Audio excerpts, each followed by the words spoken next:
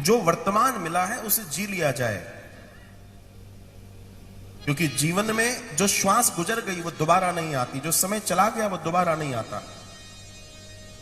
तो आप सबको ये जो सौभाग्य मिला है, मैंने प्रथम दिन भी कहा था, अपने आप को सरल रखिए, सहज रखिए, बिल्कुल क्रोध ना हो, किसी का वैमनस्य ना हो, किसी की बुराई ना हो, और ये भाव हम सब अपने अंदर ले आए, कम से कम जब तक हम कथा में हैं।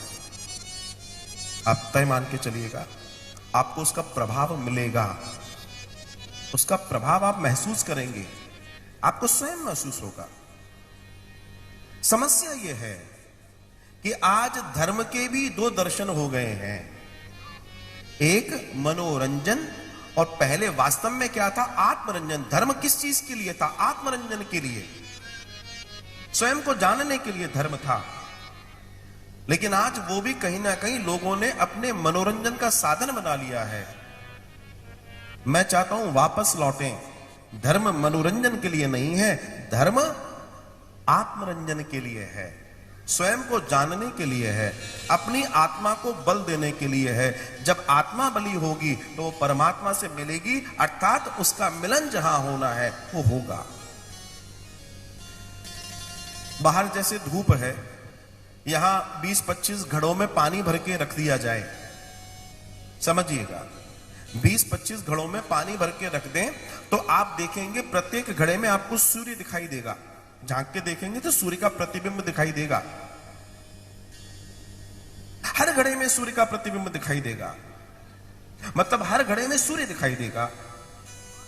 लेकिन उसी घड़े को वापस सब घड़ों का पानी निकाल दिया जाए, मटके फोड़ दिए जाए, तो क्या प्रतिबिंब दिखाई देगा?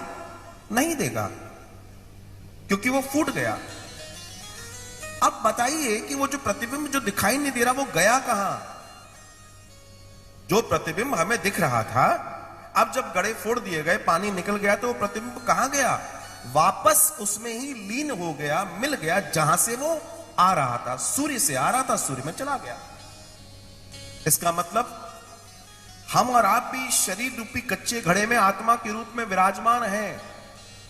ये जो शरीर है वो कच्चा घड़ा है जिसमें आत्मा विराजमान है, जिसमें उस अंशी का अंश रूपी आत्मा निवास कर रही है। एक दिन ये कच्चा घड़ा फूटेगा, आत्मा वापस निकलेगी, परमात्मा में लीन हो जाएगी। कहना बहुत सरल है, लेकिन परमात्मा में लीन होने के लिए हमें शून्य होना पड़ेगा, अपने कर्मों से परे जाना पड़ेगा।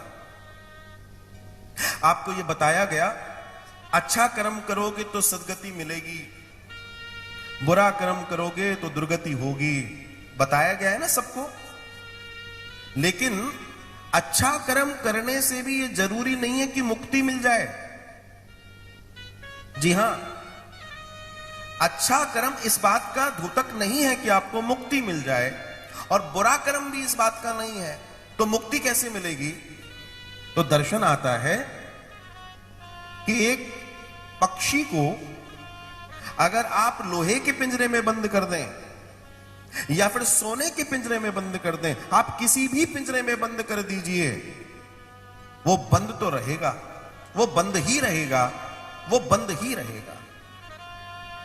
तो अच्छे कर्म करेंगे तो भी आपका अकाउंट बनेगा, बुरे कर्म करेंगे तो भी आपका अकाउंट बनेगा। तो हमें इन दोनों से मुक्त कब होना है? कि जिस दिन हमारे कर्मों को हम शून्य कर दें, जो हम कर रहे हैं वो भी परमात्मा को सौंप दें कि तू कर रहा है। जिस पल, जिस घड़ी, जिस स्थिति में हम ये कर लेंगे, सारे कार्यक्रम उसके अनुसार चलने लगेंगे।